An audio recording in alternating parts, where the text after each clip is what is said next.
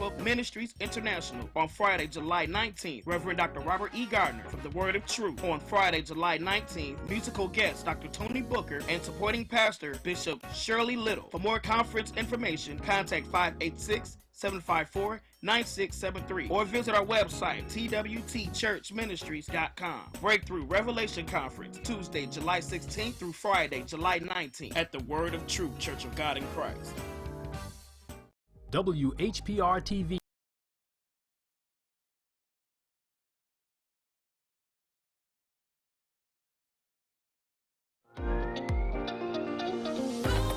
You're watching WHPS, Highland Park, Detroit.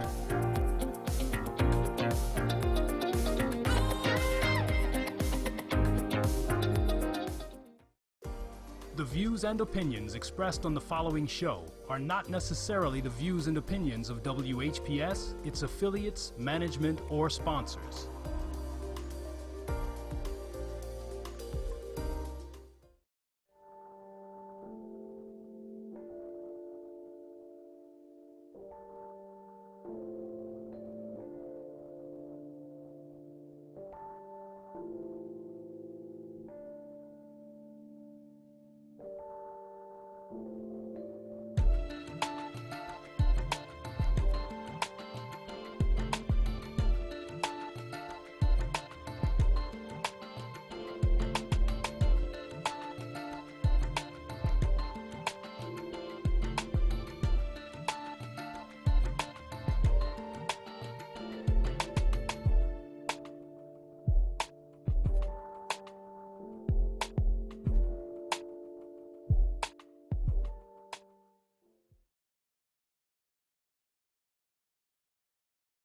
Great, amazing morning to you. Rise and shine, up and at 'em. See what happens? I was just, asking. I'm opening with Rock, and he's here, everybody. Great, phenomenal morning to you. It is Freestyle Friday. You're officially tuned in to Coffee and Conversation with Colette, and our special version was Speak Rock. He's in the building. Great, amazing morning to you. Great, amazing morning. How are you, Rock? You haven't been in forever. I feel like let me just get comfortable. Let me get it together. Comfortable. I feel like we have been the stepchild, Rock. What you mean? Rock, you have lived on these airways, and let me just let everyone know. However you're reaching us this morning, thank you so much. If it is TV 33 or Comcast 90 or Roku or Fire Stick or Facebook Live or the app, however you got here, and we're so appreciative of leadership, innovative leadership with the social media platform, that we can have a conversation that matters. And you know at the end of the day what's going to happen. Those are our 3 E's. We will educate, enlighten, and empower. It is just that simple on today. And I believe I'm feeling a little festive. I should probably be in Miami right now. Okay. Don't I look a little, right? Hola, ¿cómo está? No, we can bring it to Michigan. That's good. No. What's that? Everyone else is on holiday. Who knew? When did you ever get 2 days off for 4th of July? I don't ever remember that in life. I don't remember. No. My occupations in life, Well, we appreciate you for your service, and thank you. But I mean those of us in the civilian space never got 2 days to hee-haw. Well, now it's like a long weekend, so you have 3 days to hee-haw and 1 day to recuperate. Yeah.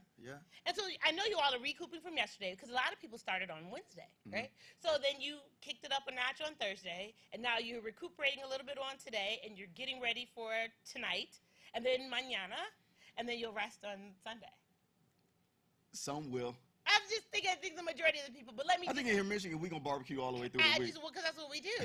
That's and what we do. Let me not be remiss. I want to say amazing good morning, great morning, and thank you. Stephanie Donaldson and Cass Community Services had the pleasure and met a phenomenal group of people. And That was yesterday, right? That was yesterday, right? Tell us about that. Homelessness in the Cass Community Services has just a plethora of programs, right? For low-income, homeless shelter, just a community of people. And so there was a community picnic, if you will. Yeah. And barbecue. I don't like the right. It was a community barbecue, and so Stephanie invited me to volunteer.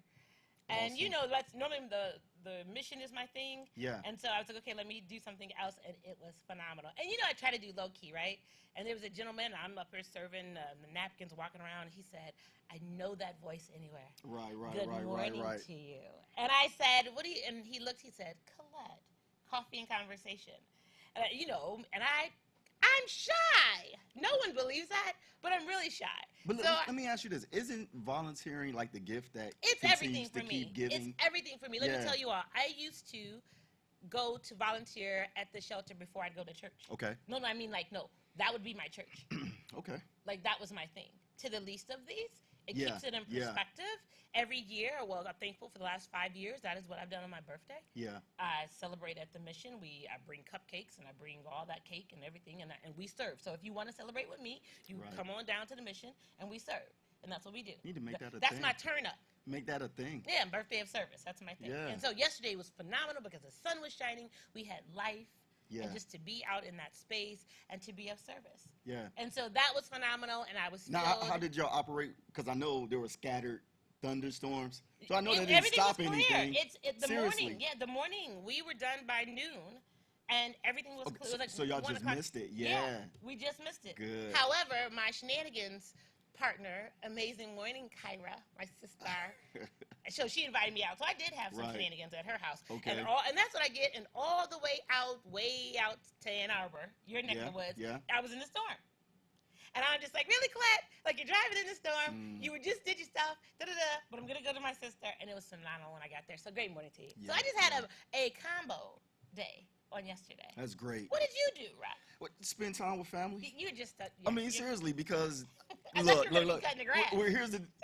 Well, I thought I was too. The scattered thunderstorms Right, said right, something right. else. But Right. look, you know, being that my girls just graduated high school. Yes, congratulations. And thank you, and you know, so proud of them because all moments I got to try to take advantage of. Yes, you do. Because they are so chopping at the bit to be like, Yes, I'm out of here, Daddy. yeah, Adios, yeah. muchachos. Right. They ain't all going that. far, No, but still, I'm out. even that I'm out. distance is something that they're chopping at the bit for. I'm out. So I understand, especially if they charge hard after their education, like we believe that they will.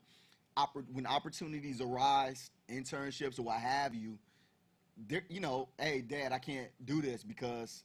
You know, we can't come have dinner or I can't come on a holiday.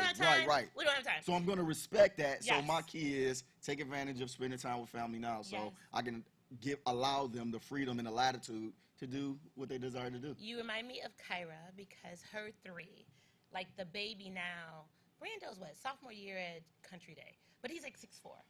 Okay. So when I just saw him last year, he's like shorter than me. Okay. And so he stands up, and I'm like, really, right now? So you have him. You have the oldest. She's just phenomenal. UCLA master shot put. Wow. You know, she's in Chicago. She flew in. Yeah. And then the middle boy at Duke, just phenomenal. Yeah. So she just looked around. She's like, my babies. And I was like, yeah. Like, they're all here, and they're, like, grown. Yeah. So I figured that's how you'll feel this Yeah, absolutely. Yeah. And prior to that, we went out of town. So we Mhm, kind of got our... You got it in? Yeah, prior Okay, to... you got it in. Yeah, so we're good. We're good. So this is what we're doing, everyone.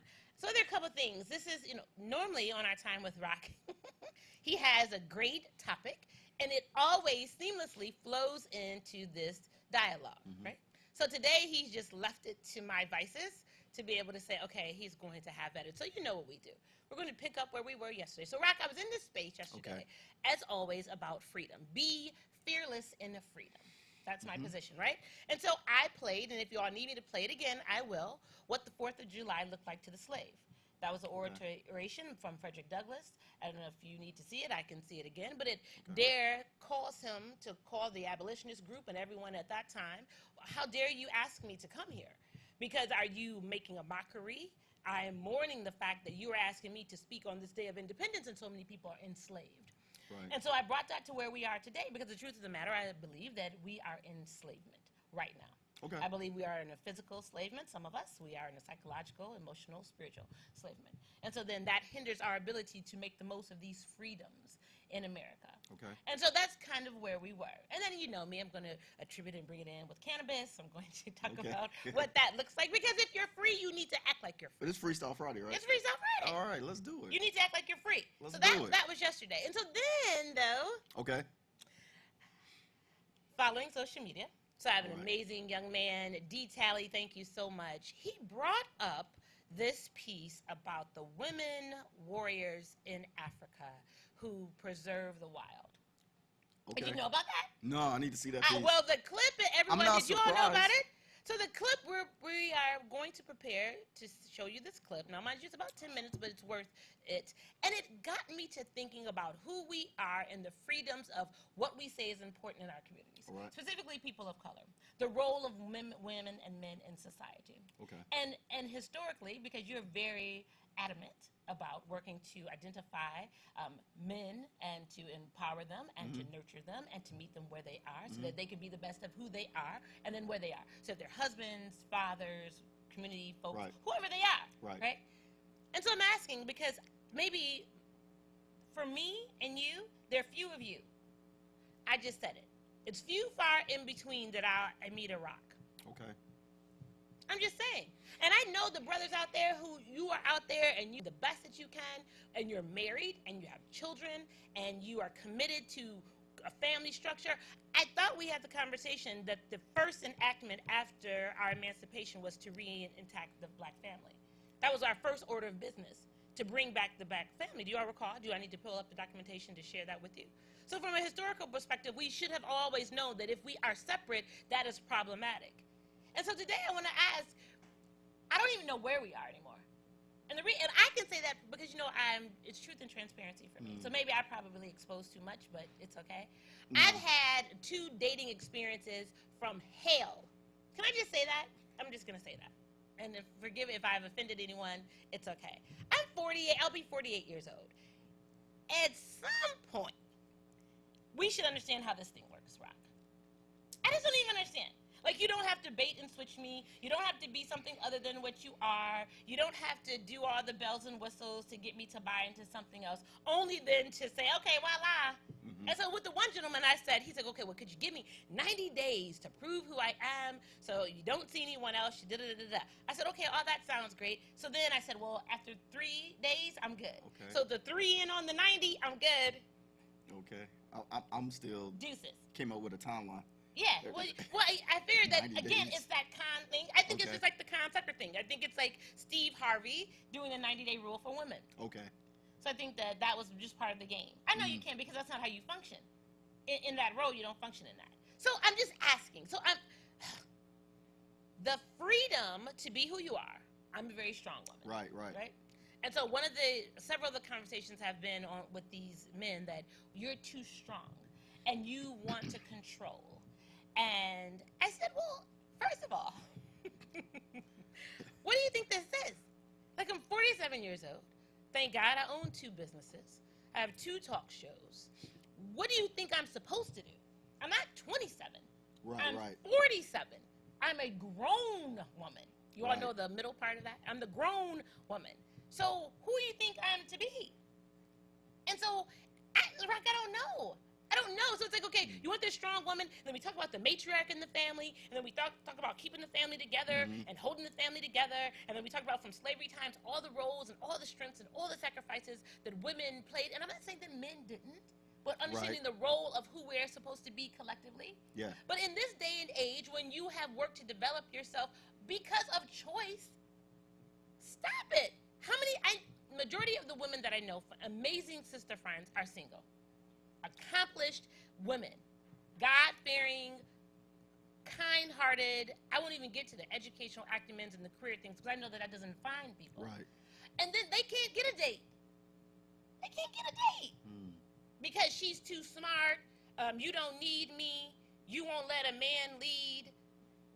What is that? Are you kidding me? So I need you to think about all that because that's where we're going. Right. We're going there. That's a lot to unpack. Well, that's why. That's why I'm here. That's why you're here, right? You're going to give some direction for those of us, like myself, who at this point I'm like, okay, look, the one gentleman was 36, so I went 10 years younger. Okay? Yeah. That's the one who wants to be in control. I'm like, you can't be in control of you. You can't control you. You ain't so say why that. you ain't say that, Yeah, I did. I told him to grow up because he went on this little rampage about, oh, it was the whole weekend and you didn't call me and you knew that I was going through some stuff with my family. I said, well, look, when the stuff happened with your family, I was right there to be supportive of you and to lend an ear in my time, but it didn't fit in your schedule. So then you came back and wanted to stop, drop, and roll. I have a schedule. Okay. It didn't work that way. So then when I don't accommodate you, now you're feeling some of your pennies in a bunch. I don't want to keep feeling like the man. That's where we are today. I feel like a man. Look like a woman and feel like a man. That's a book I'm going to write. Look like a woman and feel like a man. I feel like I'm the man. You're calling, nagging at me. That's him. And then the other one, he just wants to, now he's 43, so I was still a few years under. Isn't this horrible? And then he wants to sit and try to be the boss and tell me about how I should be managing my business and how I should be managing my finances. But then you don't have any finances to manage. Don't sit and start talking to me about credit and business plans and investment portfolios, and then you have nothing, and then you're looking to me. How does that work? I'm trying my best. I need you to look, Rock. I need you on today. If you don't want to go this and you want to go back to no, stuff, it's perfectly fine. You know because you know what? Look, it bleeds into a larger conversation. Please. For our people, yes. Because believe it or not, believe this, because I always say my best audience are my children. Right. Yes, my best audience. They get the best. Like the best anybody, oh man, anybody want to hear speak rock? They can tell like, you. Oh, here we go. Here we go again. Wait, Rock. And while you're talking, they'll have out the violin. No. They really do it subliminally. They got to look at each other. All of them look at each other like you know. But you know you're right there. Yeah. When they start, they can't deny it.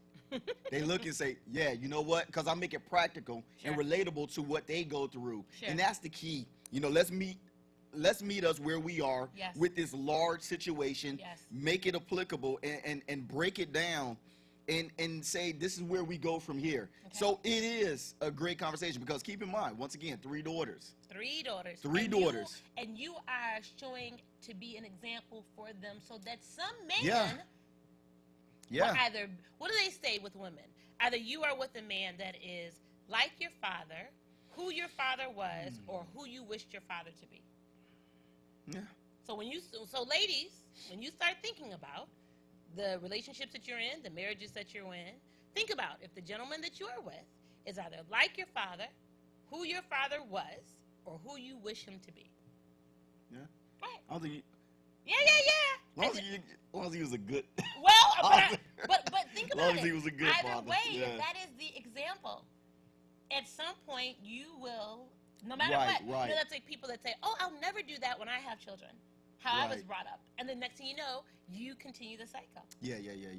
So you have to be mindful of what that looks like. Yeah. So to me, my point is, this is a good conversation to attack the larger issue. Yes. Because we need it. Because if we don't continue to perfect or watch this, here's the bigger thing. Like what I told my children, we're still wailing from conditioning from our past. Now, be it that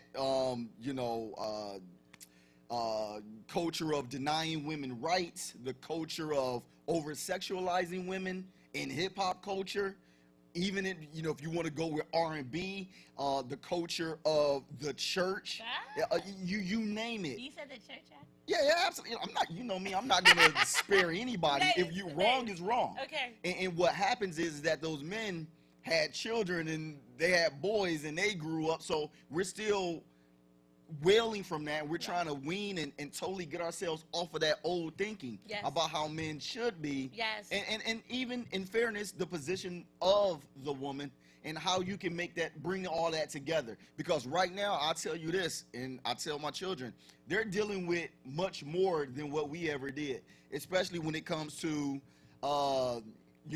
integration. Sure. The belittling of Black power and wanting to stay with your own. So stay there. It's a minimizing factor that's going on right now that we don't want to admit. Well, stay there. And so if you didn't catch what he said, recall the conversation that we had, Wall Street columnist and author Jason Riley in his book, Black Power, right? And so false Black power. And so we discussed the whole concept of why out of any other ethnic group, that we give our power away to politics in order to build us up.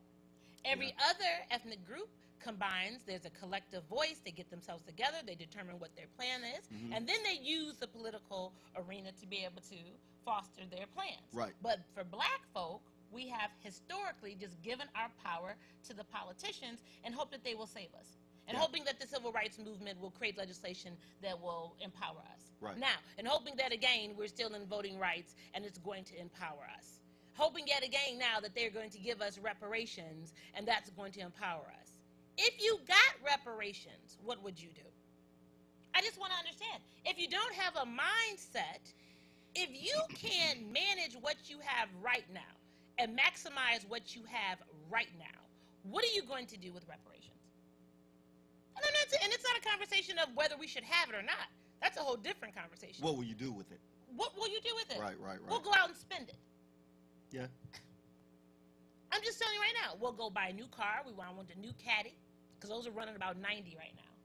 The new big body boys. So I want a Caddy. I'm gonna get a new house. I'm gonna go on a couple trips. Yeah.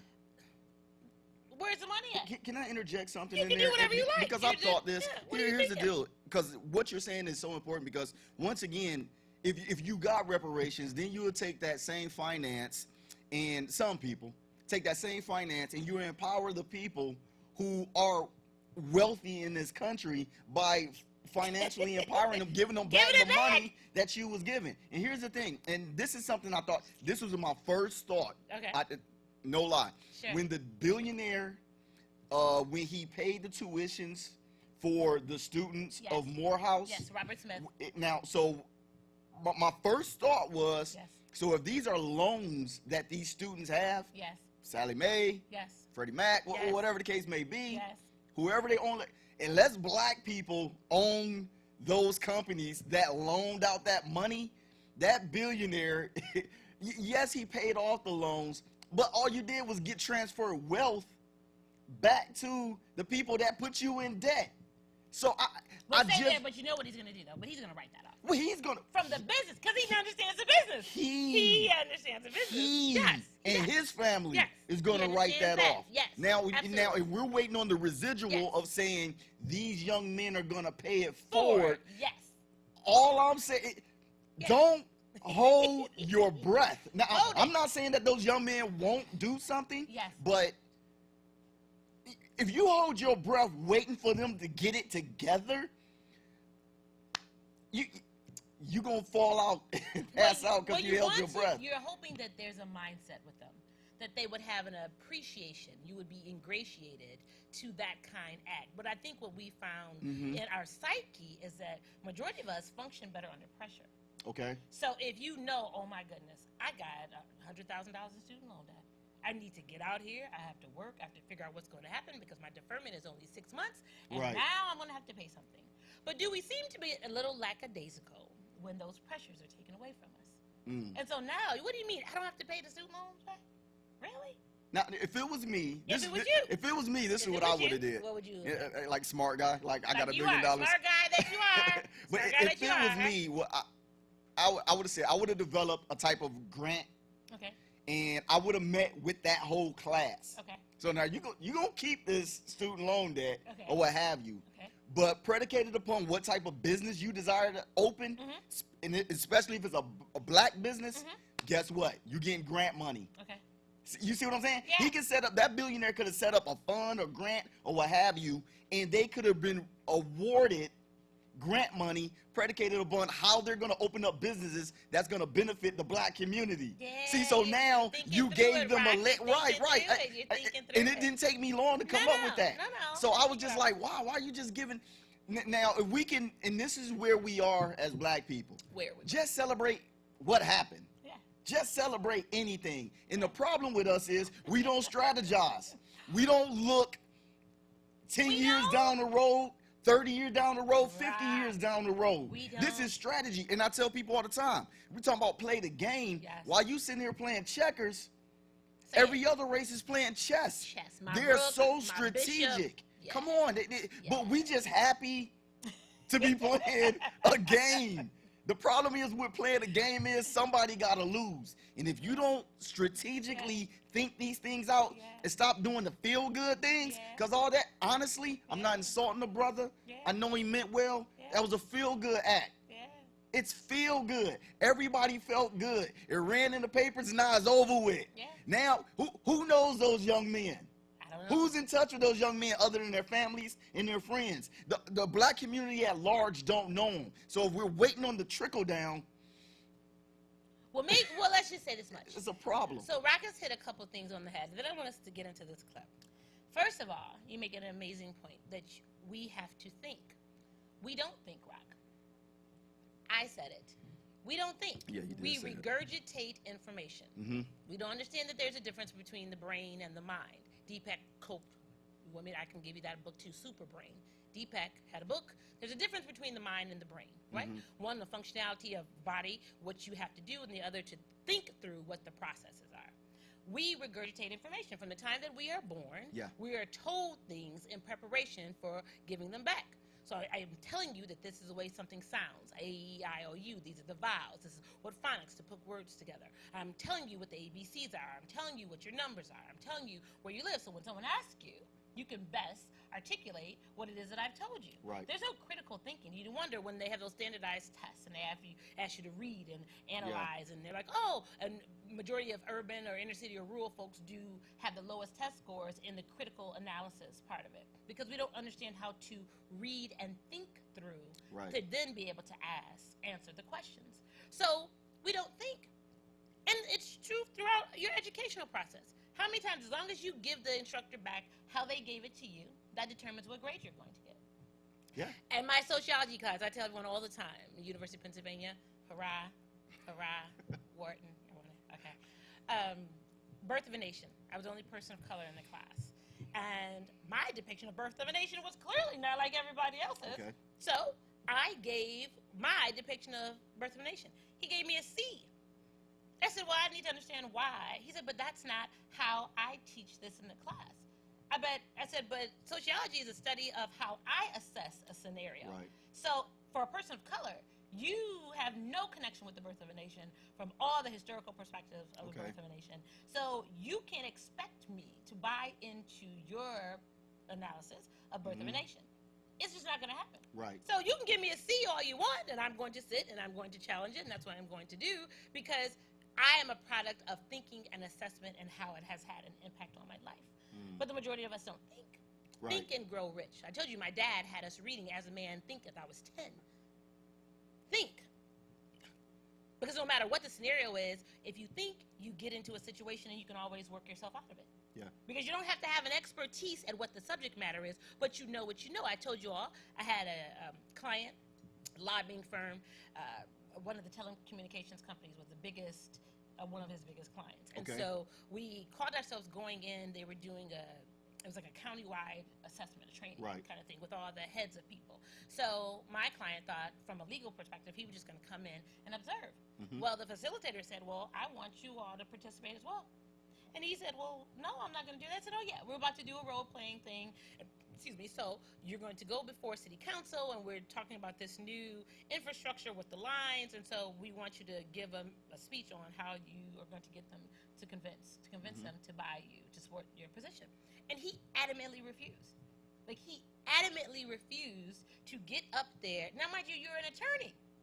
He adamantly refused because he said, well, I don't know about the telecommunication and the wiring and the fiber optics. I said, you don't have to know about that. So I said, I got it. I'll do it. So I jumped up there. My whole position was about what this looked like from a community perspective, a buy-in, to create a marketing plan, to bring the folks in, to then educate them on what the cyber optics would look like, what the lay would look like. By the time I was finished talking, everybody stood up and was giving me a standing ovation. They said, you could sell ice to Eskimos. I said, but the truth is, I know what I know. Right. So you know what you know. You don't have to know what they know. Right. You go in and you shape your narrative. Do you understand, everyone? That's the conversation that we have, whether we're talking about what the 4th of July looked like to slavery, if we talk about fear, we talk about freedom, we talk about relationships, we talk about family, we talk, whatever it is, you have to understand how the narrative is being shaped. And that's what will determine if you are successful or not. But the majority of us don't understand that. So when you go into places, you give your power away. You don't understand that everybody has a plan for you, to your point. If you go into the church, the pastor has a plan for you. If you go into a store, the sales team has a plan for you. You go to look at cars, everyone has a plan for you. And their conversation is going to be on that, based on what they want you to do. You have to have a plan for you. That's like us getting mad at President Obama. Well, he didn't do anything for black people. What was he supposed to do for black people? Tell me. What was President Obama supposed to do for black people? Other than have an office that is representative of you as a person of color, that then you could use that to walk in any door and implement your plan. But now it's his fault. You didn't ask all the other the previous 43 presidents what plan they had for black folk. Right. But now, when it's him, because he looks like you, then you have a deeper expectation of him. Stop. That's not how this works. But again, maybe you just need the woman to be able to tell you what to do. We're going to go to the clip. We're getting to the clip, Yeah. right? So maybe that's just what it is. Women, you need to take your rightful position in this thing. It's like the Amazon warrior women. We just need to understand who we are, and you walk in that, right? And so you know who you are. You shape the narrative. You empower the people around you, specifically the men around you, and then maybe the community will be better. Let's take a look at the clip. Everyone, this is the fearless female wildlife rangers saving the African elephants. It's a 60-minute clip. You're going to enjoy it. Let's take a look. There are few things more majestic than seeing a herd of elephants roaming the plains of Africa. But tragically, every year, 20,000 of them are killed by poachers who then harvest and sell their ivory tusks. It's a cruel trade, and one that former Australian commando Damien Mander has been fighting for a decade to stop. Despite his efforts, though, he'd been losing ground to the criminals. Then he came up with an idea from left field, an all-female squad of anti-poaching rangers. Critics said it wouldn't work, but they were wrong. And now the brave women of Akashinga are not only saving wildlife, they're saving themselves.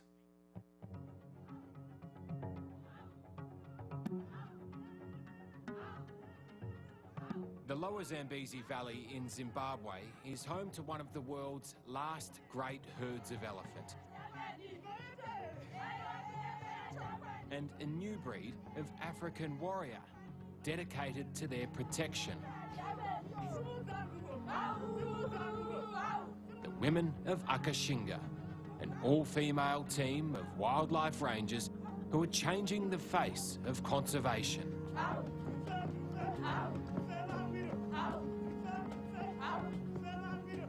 This is the only reserve in the entire world that's completely managed and protected by women. And they're kicking ass. Strike! This elbow's got to come right through, okay? Bang! And then come back and protect yourself. Left, right, left, bang! Okay? Ready! Strike! Strike! This is a group of fighters smashing traditional perceptions of what women can do around here. Get your butts down or get shot off. Go, let's go, go! They're no longer restricted to just cooking, cleaning and raising kids. The Akashinga Rangers are in charge of a 30,000 hectare reserve 4 hours drive north of the capital, Harare. How you doing, mate? Been by?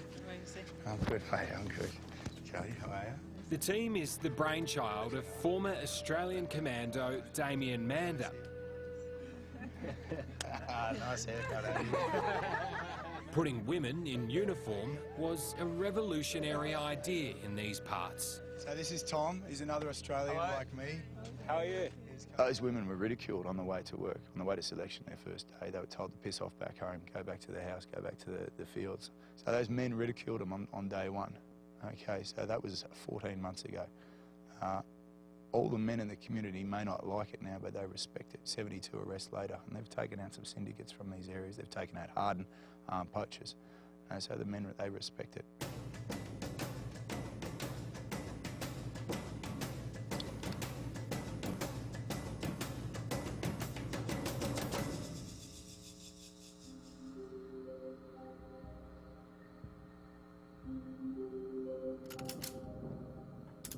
The war to save wildlife runs 24/7. Teams of Akashinga Rangers constantly patrol the reserve. They are the last line of defence to the World Heritage listed Mana Pools National Park right next door. This area has lost 8,000 elephants in the past 15 years. And stopping the poachers is the first paid job women like Vimbai Kamore have ever had.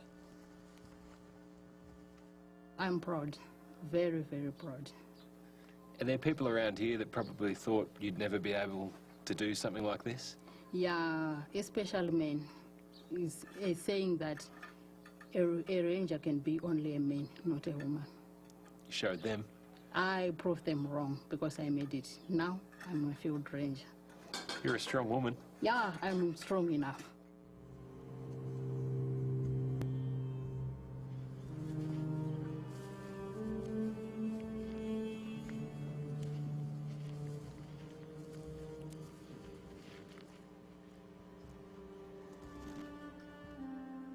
Can you tell how recently it was that an elephant came through here? They came through here last night. So this is the kind of place that poachers would perhaps sit off and wait for elephants to come through? Yeah. Noiradzo Hoto is 26 and the mother of a 6-year-old girl. If this job is hard, well, life before it was a lot harder. Can you tell us about your ex-husband? He was an abusive man because he was violent to me, and he used to exploit me. I just see my goals being shattered. A couple of years ago, do you feel like the men around here didn't really respect women? They didn't really respect women because they just think themselves that only men can do most of the jobs that to be done, but now it is now a different world, a changed world. Do you feel like you've earned that respect? Yeah. I feel that.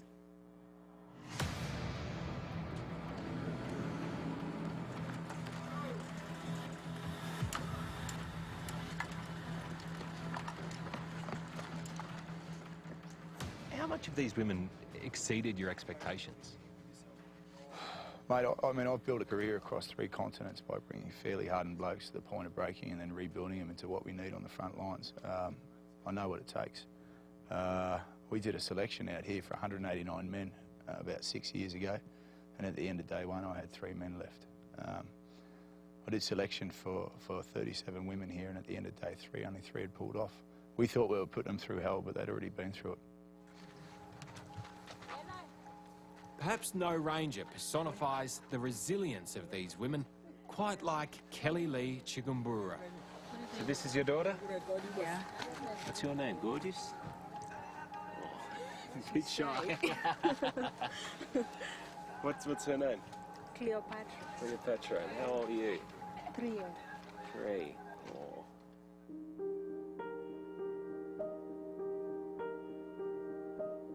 Kelly became pregnant with Cleopatra after being raped.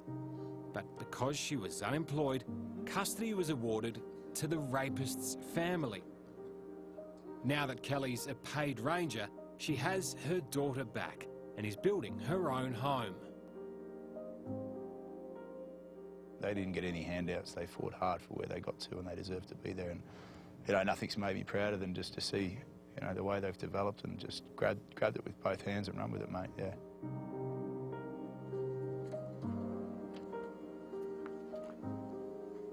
How important is what Damien's done for the women around here? About Damien, he just changed our lives. When Damien came, he showed that a woman can be someone. A bit of a hero? Yeah, he's a big hero. He's my hero. Coming up, no fear for these women warriors. Seeing that they were armed, does it make you more nervous? I'm a strong girl. As they chase down more crims. And I have a special announcement to make. Some unexpected recognition for a job well done. That's next on 60 Minutes.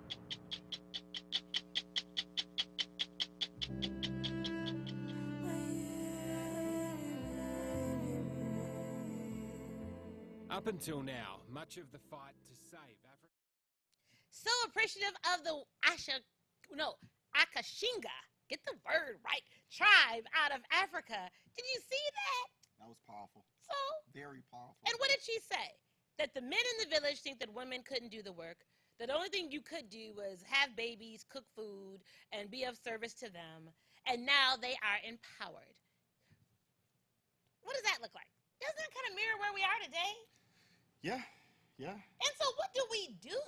Like, and sometimes the best conversations are during the break, and we can revisit that. And I understand everything about what society looks like and what government has done and all of that.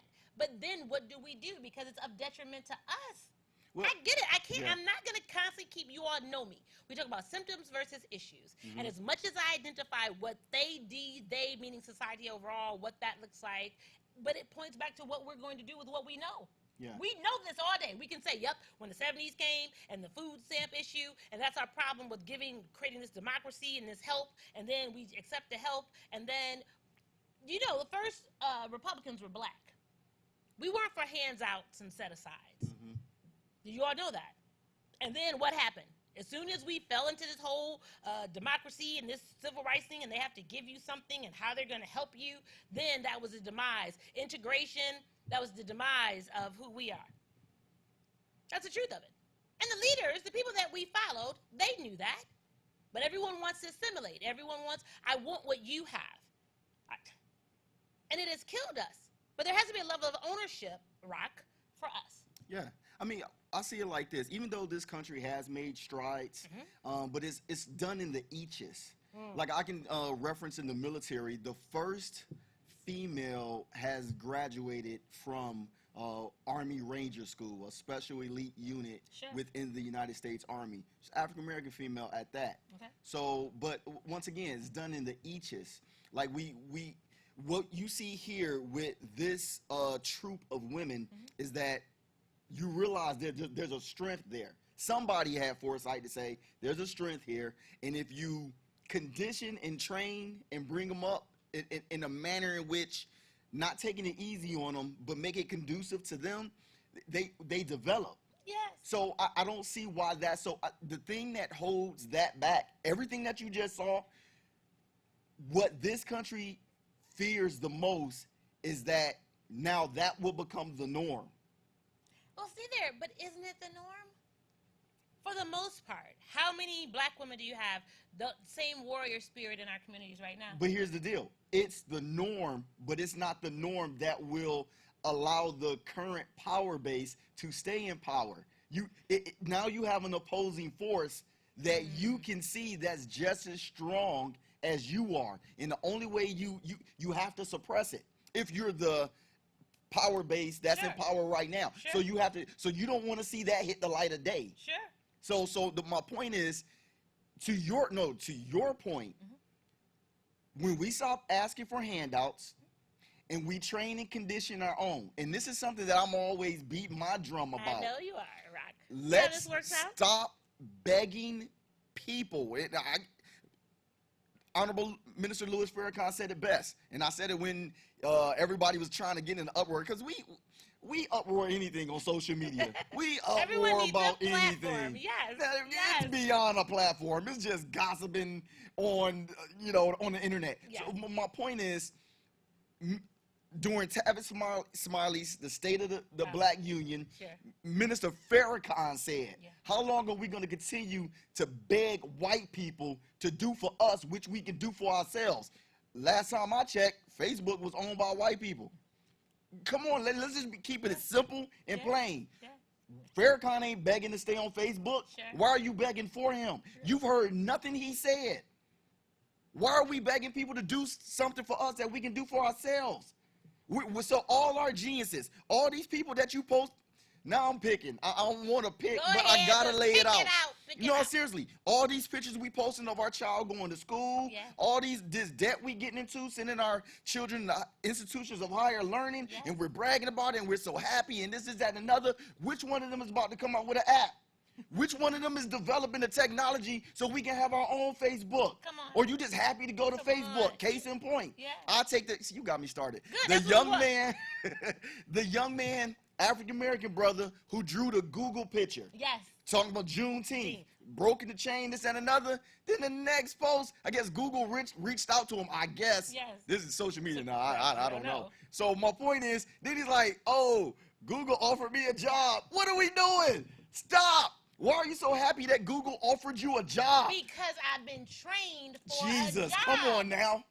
They train you for no, a job. hold on. So nobody, no tech guru that's black, no billionaire or millionaire that's black saw your talent and said, you know what, brother? We about to get you started, up and running, get you a business. Matter of fact, we can connect you with some people. But Google themselves said, oh, we about to shut all that down. Offer that brother a job. He'll work for us. Black business, my behind. But see, I'm picking though. 80,000 is what I'll give you. I'm just a and brother from free Detroit. Benefits. Of course. I'm just, Let me what do just I know? Well, let me tell you, and we'll go to the line and see them lit.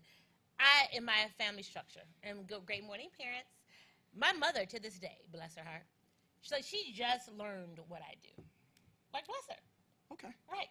Because her whole position was, well, Clint, why don't you just get a job? I'm like, I can't, do you realize I can't get a job? It does not mean that I will not take a job. Right. But I can't dummy myself down enough. Ooh. Seriously, I have 3 or 4 different VTs, and I tell people all the time, when you ask me to come on board, be clear about what you ask me. Come on now. Because what you ask me to do, I'm going to do it. And I always know it's going to create an issue. Because then everybody wants to feel intimidated. Everybody wants to think that I'm after your job. Come on now. Everybody, I am only who I am, but you asked me to. But you'd always be like, why can't you get, if I wasn't entrepreneurial, I wouldn't survive. Right. I had to be able to create something because you can't handle me. And I don't have a problem with that. Because I believe that my educational, from the time that we were raised, my dad used to have us out in the summer, and while everybody's outside playing, hey, Papa, he'd have us out reading the dictionary. Me and my brother, I was 6. We were like, okay, Dad, we know he's suffering from PTSD, so we just gonna listen. No, my brother and I, we were like, okay, we just gotta listen to him because this is crazy. And why are we doing this? And he was like, look, you don't understand this, but it's going to pay off. And every day and twice on Sunday, that's why I'm here. Because I can think, you can put me in any room, and I'm good with it. And I don't have to be like everybody else, and I'm constantly growing. I'm drinking milk, Rock. I say I'm drinking milk. If you can't handle me now, stop it. Yeah. Right? That's what this thing is about. If we're trying to be better. But let's go to the line. Maybe it's just me and my shenanigans, and I just brought you into it. No. Thanks for your patience. Great morning to you. Good morning, Queen. Good morning, King. Good morning to my brother. Good morning, sir. You know, hey, brother. I mean, he laid it out. It's hard to come behind. I can't do nothing but piggyback on what he just said. And I always had to go back to my father, Elijah Muhammad. He taught us all to understand. Get up and do something for yourself. Yeah. I mean, and that's the bottom line. You know, and when it comes to the parts, the female and the male, we haven't learned how to relate to one another. Facts. And if we don't learn that somebody else will take advantage of that because they see that there's a problem between male and female in the black race. And there's a serious problem. You know, we have to play our own roles. You know, far as when it comes to the woman, I can never be a woman. I don't know how a woman thinks. A woman can never be a man. Right. And so I don't have time trying to be a woman or whatever. Let me try to be the man that the Creator created me to be or whatever. Right. And when you talk about parts, the woman, my father taught us that 75% of his work was with the woman. I didn't understand at the time, but now I do. Because she's, right now in this situation that we are in as a people, she's most important. And she don't realize that her job that she had, just being a woman, is the greatest job that God can put on anybody. And that is understand that when you think about it, she'd take a man's worthless sperm, and she'd take it in her dark wound or whatever, and depending on how she's thinking, where she's at, she can produce whatever she wants. Because every great individual that we admire and look up to came from the womb of a woman. Any person that you talk about came through the womb of a woman. I don't care who it is, Jesus, Muhammad, Moses, they came through a woman. So the woman is the key. But if your enemy knows that the key is the woman, and if he can distract her from her most important role to get her ventured off into careers and all this kind of stuff, she loses the value of what God really initiated her to do or whatever. Because when you look at all these different races on this planet, it came through the womb of a black woman. The nation will rise no higher than the woman. She's the key. She's the doctor. She's the lawyer. She's the dietitian. She's the psychologist. She's all of that. All that's been put in it. It's not in a book. It's in your head. It's there. Yeah. You have to activate it. It's already there. He has given you everything that you need. Yeah. Everything that now, brother, let me ask you a question real quick. King, you got a question. Let me ask you a question real quick, sir. Out of everything you just said, and I concur with everything that you just said about the attributes and the characteristics and the beauty of the black woman. Totally get it. My question for you, how do we get black men to continuously acknowledge that and be able to operate jointly with the black woman, either being in a marriage relationship or just say even in dating? Or in courting, as the elders would say. No one courts anymore. Yeah, well, they should like court. People don't dance anymore. They should. No slow dancing. It's a line dance. It's all that shenanigans. No one ballrooms. The old heads ballroom. You're old enough to be my dad, but stop it. I'm just saying. But yeah. So how do we do that, sir? But you know, there's a scripture in the Bible that says that it speaks about being born again. Born again. Well, you know we can't go back into our mother's womb. Right. But it's talking about the mind. Yeah. See, the mind has to be, that's why Christ said he comes back for the minds of his people. Why? Because our minds have been taken over by somebody else, and somebody else is controlling our mind. And so we have to go back, understand God has to intervene. That's what Christ comes to do, to give you a new thinking, to give you the mind of God. In other words, into the thinking of God. We got to start thinking like God. Not like men. We got to start thinking like God, man and woman.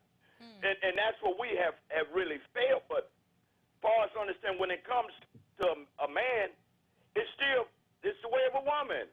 A woman, understand, takes that male child and rears him up when she's in her right mind. And she will produce a great male child. She has that. God has developed in it. And like I said, she's the key. That's why if you study a beehive, the male bee is protected. She's surrounded by warriors because she's the king. What is she doing? She's constantly producing offspring, constantly. Yeah. You look in the lions. You find the male lion. He produces. The female will go off and produce her cubs, and she'll raise. They get a certain point. She bring them back into the family or whatever. The woman is the key to all of this. The black woman is the key. She's the key. Yeah. She's God's co-helper, and this change is going to come about. Just the mere fact you got sister sitting next to you, and she's got the mindset that she had. If I'm not here tomorrow, understand, I already know we're on our way. Because the very thought that she has put out over these airways in the last few years that she's been on these airways, it's constantly traveling. And it's affecting whether we see it or not. I believe that, King. Hold on one second. I don't mean to interrupt you. I got to go to break, so just hold on, okay? We're going to try. I want you to complete your thought. I want you to think as well, because this is a conversation that we need to have. It's life or death with us. Let me give you this. Normally I end with the quote at the end of the show, but I want to just give it to you now as we enter in the top of the next hour. Speak with honesty, think with sincerity, act with integrity. I believe that's where we are. We'll continue the conversation. Don't go anywhere. We'll be right back with more Coffee and Conversation with Colette and our special guest on this Friday, Speak Rocked.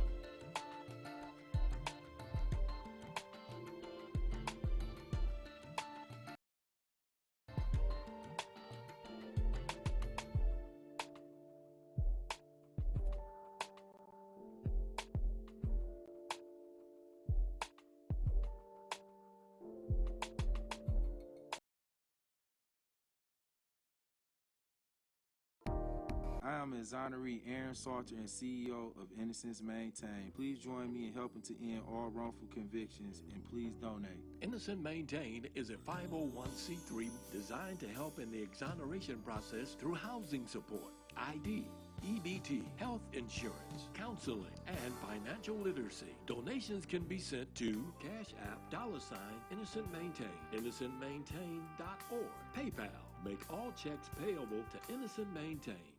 WHPR TV is now on Channel 90. Check out all of your favorite morning talk shows on Comcast Channel 90 every day from 7 a.m. to 12 noon, and watch us anytime, day or night, on all of your favorite devices. Download the WHPR TV Now app and take us with you wherever you go. WHPR TV is now on Comcast Channel 90 every day from 7 a.m. till noon. WHPR TV, a Watkins Broadcasting Company. Arrested? You have the right to remain silent. Everything you say can and will be held against you. Don't talk to the police. Talk to me first, Attorney Warren E. McAlpine from the Action Attorney Center. I know the law and I know your rights.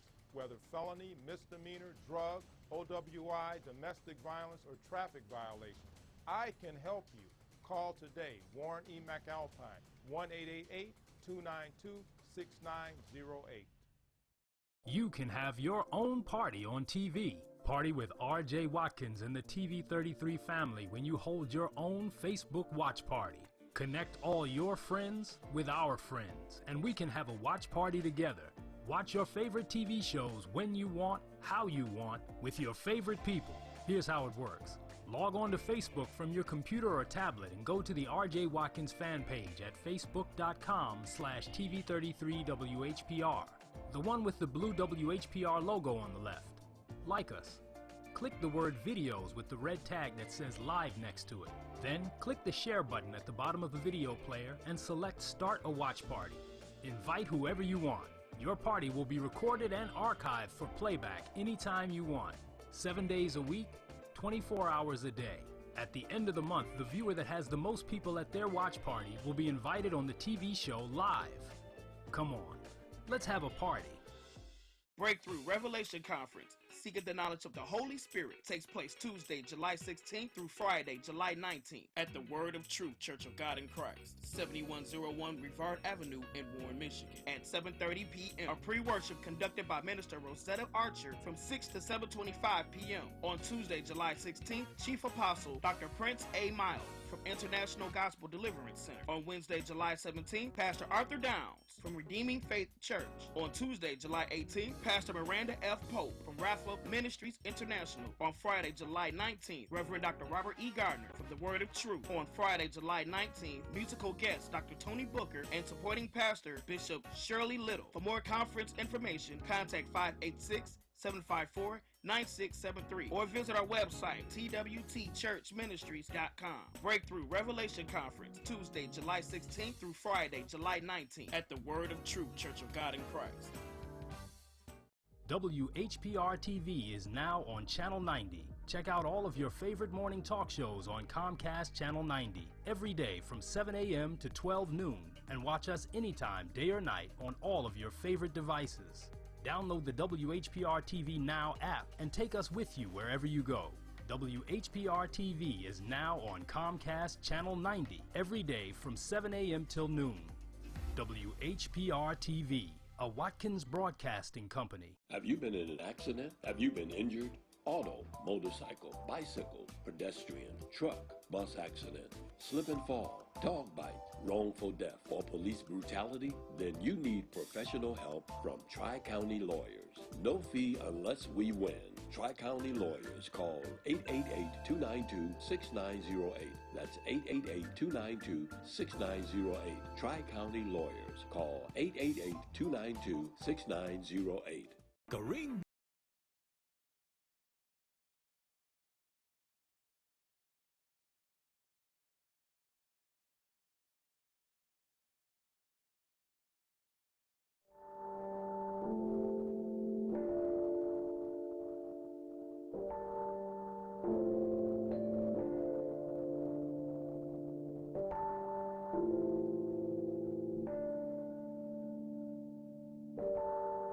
Thank you.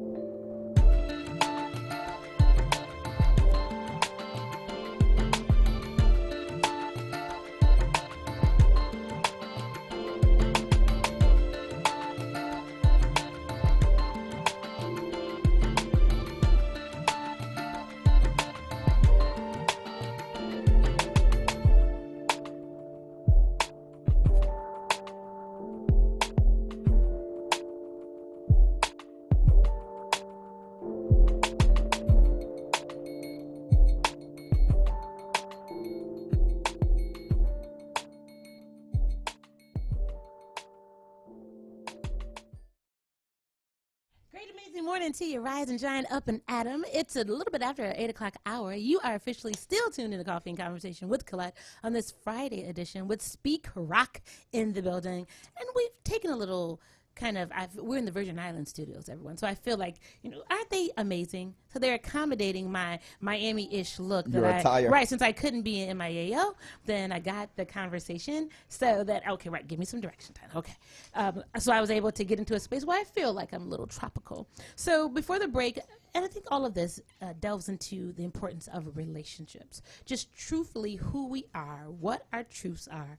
And before I get King back on the line and all the other calls, I see our lines are lit. We have another hour segment on today. So don't worry, we're going to get everyone. But we have a special guest, Rock, that is sharing in the conversation with us this morning. So would you please do us the honors in introducing our special guest? Absolutely. First of all, thank you, Colette, for once again being generous with your platform, allowing myself to come on. And I brought a special guest with me. He's a good friend of mine, a brother of mine, a brother in arms, brother in spiritually, and he's doing great things. Okay. He's doing great things, and he's going to have to come on for another segment because what he's full of knowledge, full of wisdom. He's a guy cut after the same cloth as me. Okay. So there are other people out here. Well, the two that are in the building. But look, and Tim and, Mr. Tyler. That's it. I got about a good 5. RJ, Sean, 6. Good 5. Okay, I could write. All right. This brother name is Damian Butler. Okay, Damian Butler. He has a mentoring program called the Manifest One, and it's a mentoring program that is ideally geared towards young black men and teaching them the finer points in leadership. Okay. But yet, nevertheless, he still opens up and he gives that knowledge even to to everyone. Sure. Be it adults, be it youth, or whatever the case may be. And so I'm going to let him tell you more about it. It's a wonderful program. I'm talking about leadership tip because he's an avid reader. Yeah. Okay. And he just soaks and gains knowledge. And just like a sponge, when you soak all that up, he squeezes himself and just lets all that knowledge rain down on those that he's giving it to. So once again, Damian Butler, go ahead, take the mic, sir. Welcome, sir. Welcome. Great morning. That was that's you. That was one of the best introductions I've ever had. I could have kept going, but I just want to respect the time because you're a lot more. And we're gonna take that on the road. Nice, I like nice, that. I like nice. that. I appreciate you both. Colette, thank you for having me. My pleasure. Rock, thank you for the invitation. It's great to be here and listen to the conversation that's going on because one of the things I'm picking up from what you all are talking about is just our ability to relate to each other. We're not taught that. Well, I mean, when have we ever been taught to relate to somebody else? It's always about me being number one and you being whatever else comes after. And it may not be number 2, but I got to be number 1. Yeah. And we don't know how to coexist in a space. And that's part of the problem that we have as a culture, as business owners, as teachers, as parents, as, young black people in love. Nice. The relationship is huge. And that's something that we focus on at Manifest One Empowerment Group. Okay. Because it's about creating an opportunity for you to set your goals and, personal, professional, educational, but also create opportunities for you to serve others. Nice. So that person that you deal with can help go to the next level. And we focus on one at a time. Everybody wants billions. Everybody wants billions, but make that first dollar. Okay. Build that first relationship. Yeah. Have that first, and then once you do it once, you do it again. And once you do it again, anybody can be, a success one time. You're successful when you do it over and over again. Nice. So once we learn how to build those relationships, you can teach others. Sure. Well, I have to ask you that. My mother always says this to me all the time. She's like, you're the most selfless person I've ever met. What if you're not taught to be selfish? And maybe not even to your point that it's defined as selfish, but to put yourself first. I was never taught to put myself first. I mean, that just wasn't. That's the first. And that's where the challenge comes in, because if you're not taking care of you, you can't take care of anybody else. But, I just, talked on my podcast that, this thin line between selfishness and self-care. But you can't serve from an empty dish. So if you don't read, if you don't develop, if you don't know what you're supposed to do for yourself, you can't help somebody else. So, and you know what? So maybe let me correct myself. Okay. That I never looked at my structure as independent, if that makes sense. So my family, my mother, my brother, my dad, myself, that was always me. Right. So that self-care thing was, if you're not good, I'm not good. If I can't help make sure the family thrives, then, so it was never Colette as a solo. It was mom, dad, brother. That was Colette. So maybe that's a different perspective. Yeah, it is a different perspective, but it's the two things that we're talking about here are both needed. Mm-hmm.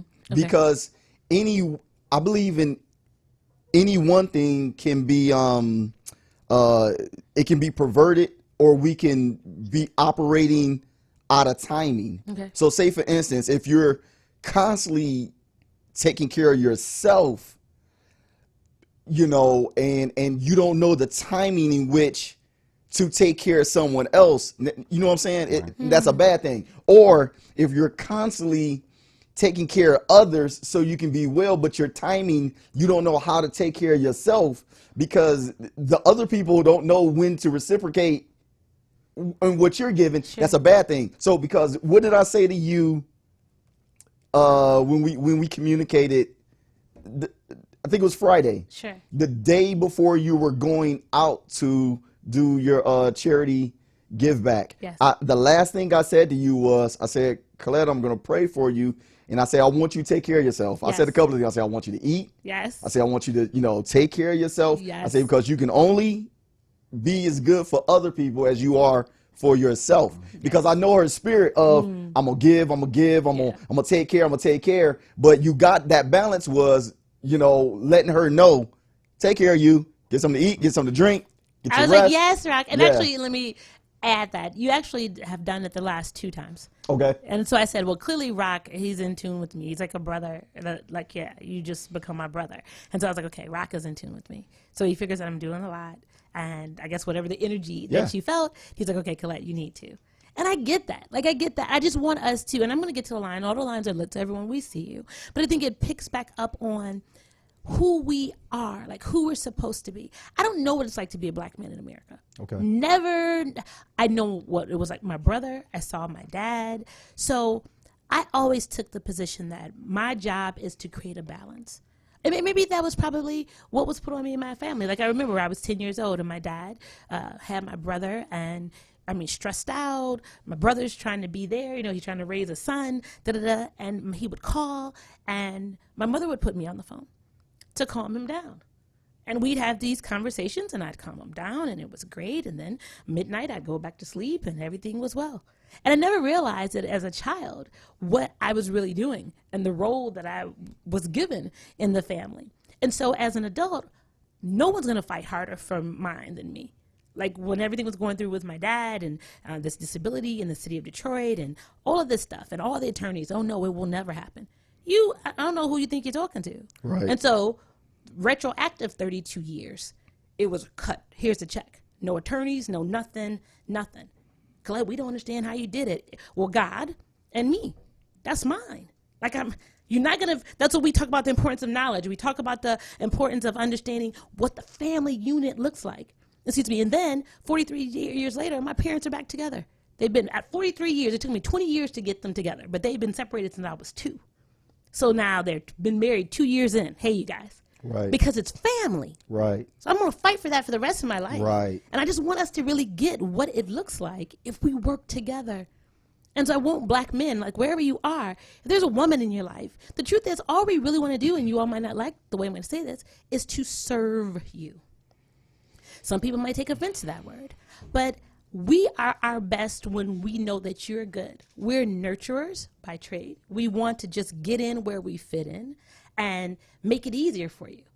But it just seems like there's this competitive thing, whatever the world is doing to you, and then you feel that you need to compete with me. And and maybe I'm just speaking for myself. And maybe those are just the conversations that I've gotten with men. Yeah. Well, I'm like, dude, we're on the same side. Like, when you come behind in this door in this house, I'm on your side. You don't have to show that you're smarter than me. You don't have to show that you have read books, and you don't have to impress me. You don't have to be any of those things. Right. Clearly, if I didn't see that in you, we wouldn't be in the space that we're in. Yeah. So, but I'm good enough when you need a business plan. I'm good enough when you need an idea. I'm good enough when you need to understand politics. I'm good enough. I can do all those things when you deem me to have the knowledge and the shine and the light. Then I'm good enough then.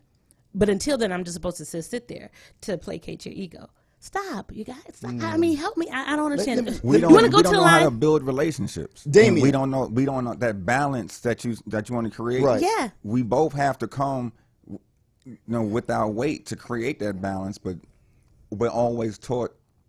It's to say we were taught. It's always about winning and being on top, and we have to create the space to build those relationships, and that's the key to success. You got to be able to communicate, you got to build a relationship, and you got to be accountable. And those three things are not taught; they're just talked about. And that's now, Damien. Let me jump in there for a minute, because the last brother who called, I asked him the question of, how do we implement this then? How do we teach this? Yes. And you said it a number of times. We're not taught. We're not taught. Now, you being an individual that has a platform, dealing with engineers, you have the Manifest One, you're reaching out to young people, you're teaching young black men the finer aspects of leadership. So my question, being that you operate in that arena, my question to you is, how do we teach young black men the value of a black girl and a black woman? And what I mean, so I'm asking is, how soon do we start this process? Because it seems to me one of the most damaging things that takes place in any organization, and I'll use, for example, the church, is that a lot of times the church isn't progressive or proactive in addressing issues. Some issues we will address, some issues we'll stay away from, Yes. like homosexuality. Yes. We'll criticize it, but we won't, with intelligence and with scripture. I can't say, I'm not saying everybody, so please don't call here and get all sensitive. And get us, But right. for the majority, Sure. we all can have said we've been to a church where the subject has been lackluster and it's just been very vague in why I shouldn't. Okay, so my point is, so we can address every other issue when we're talking to young people, but when it comes to actual relationships, so because it's kind of taboo that we won't say, well, this is how you treat a black woman. Not just your mother, but even in a relationship. In a good way. Right. In a good way. So as long as she's a B and an H and she's twerking and she's this and right. and that's who you see, and then right. So she's a disposable, what do they call it in the military? She's surplus labor. Ooh. So you can just say, okay, well, for whatever she's for, and then you're on her, and then that's it. Huh? So how do we do that, man? It's about. I was talking to my wife yesterday about the cultures that we have that we perpetrate. Right. And we were looking at. I can't remember what artist it was, but she's like, I don't understand why you have all this talent and this platform, but you got to get up on stage and start twerking and taking your clothes off. So well, that's what we perpetrate. We talk about rape culture, we talk about strip club culture, we talk about misogyny, but we don't really do anything about it. And somebody has to be that person to break it down, and we have to start with basics. Somehow, and it goes back to the conversation we had off air about how they broke down the family, and the boy is now the man of the house at 13 years old. So if you're telling a boy at 13 he's the man of the house and his mother's the woman of the house, now we have a confused relationship. So does the mother now have a man and her son? And so now, but I'm the man. So I got to run this. And as a 13-year-old man, I don't know how to treat a 13-year-old girl. Right. And a 35-year-old woman. Look, there's so many gaps in that, imagery of the man of the house. The father is off somewhere else, and the young man is beat down with the responsibilities that the father's supposed to have. So when the father comes in, he can't assert his role because I'm the man. I'm the man. So now we're fighting between a grown man and his son, and it's just. There's so many pieces of why we're broken as a culture, but the relationship is the key. And I mean, everybody in here is, is a Christian and believes that, we believe the word of God. God is the head, then the man, covers a family, protects a family, and the woman. So everybody has their role, but our roles have been convoluted and diluted and removed and deleted. And somewhere, we have to go back to basics, stick to a process, and let it work, one step at a time. Let me get to the lines. Yeah. And let me just add this before we go in. And we have to be realistic about how the culture in which we raise our children. They always talk about that women baby their sons and raise their daughters. And the truth of the matter is, I see it all the time. Yeah. Women coddle their boys. It's everything. And then the daughter, oh yeah, she's running, doing everything. She's paying the bill. I mean, she's cooking the food. She's taking care of the house. And the boy is just sitting there. So then if that is the culture in which you grow him up into, then when he gets to be older, what is he going to expect a woman to do? He's going to expect the woman to take care of him. But I'm supposed to be the man. I'm supposed to make the decisions. But how does that work? But let me go to the line. Yeah. I just had to add that in because I just had to add that in. King, I just want to thank you for your patience. I want you to continue your thought before I go to the rest of the calls, please. Okay. Queen, you made a good point. And that is, you asked the question about why women are so protected of the male. Yes. See, go back to the individuals that actually brought us to the shores here. Okay. They knew there was something that they were taught, that if they can put the woman in such a condition, as far as when it came to the male, because if the male rose up, the male was immediately executed or murdered or whatever. Okay. So you imagine, understand, that went on for hundreds and hundreds of years. The female looking at her sons, right. And she had to basically raise him in a way that it would make him more docile or less than a man to the man. In other words, there's not going to be no two occupations. As long as, understand, it's like the scripture says, it talks about the children of Israel. The reason why it calls them children is because when in bondage, that superior race always kept them as children, totally dependent, asking for this and that. Like you say, we're constantly begging them for this and that. Yes. That's like children. Yes. As men and women, we would go and get it. Whatever we need, we would do it. But we are made like children, even though we're 50, 100 years old. In the eyesight of their society, we are children. That's why they continue to call us boys and gals or whatnot. Right. See, the psychological effect of that, and like what you said, in the beginning of life itself, sperm has no value unless it has an egg. When they become one, and that first one becomes a cell. The number one cell is the cell of God. Okay. That number one cell that's created in the womb of that woman is the cell of God. Okay. And that cell begins to call on what? Billions of other cells coming into what? Unity. Okay. All the cells coming in unity, calling in everything that they need, understand, to produce, understand, this body to go into the next world. Okay. And so when you look at us as a people, we are fractions. We ain't together. Sure. This one, all religions, jobs, we all divided up. Yes. We have everything that we need within us, but we are in fraction. And as Rock was saying, we can't love nobody until we love ourselves. And that's the bottom line. We don't love ourselves. This is why you find us putting poison up to our mouth, smoking it. You'll find us pouring liquor into our body, poisoning it. We are set up in such a way to commit suicide, and we don't even realize it. Okay. We daily we commit suicide, and we don't even realize we're committing suicide to our own self. To show you the hatred that we have for ourselves.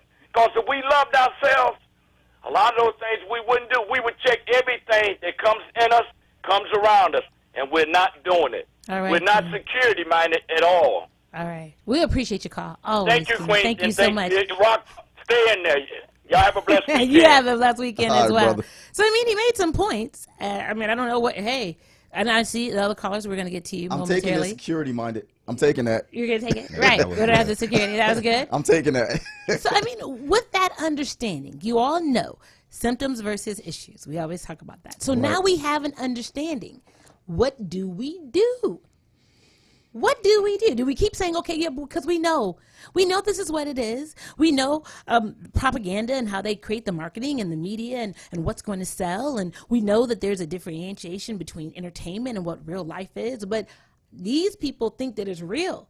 They think that what you see on Instagram is real. That this is real life. This is how I need to live my life. This is how I need to treat women. Everybody's going to be a B and an H, and I'm exerting myself. And if you make me mad, then I'm going to put my hands on you. Right. And then if you don't do what I say, or it's a culture that, okay, well, I'm going to secure the bag, quote unquote, the bag could be a baby. Right. So then that's what I'm going to do, and then we get mad because the relationship isn't there because. Well, I'm just throwing them out there. I'm gonna take it a step further. Okay. And this is to add on to what we've been saying, because look, I was telling Damien that my epiphany is that I had to realize that I was enclosing myself too much, indirectly trying to compliment those that I'm around versus staying authentic, because my authenticity can be abrasive to the norm and the status quo. Okay. Sure. So with that being said, let's address the issue. My thing is, let's push the envelope. We condition and we raise our children in all other aspects for them to be great. Right.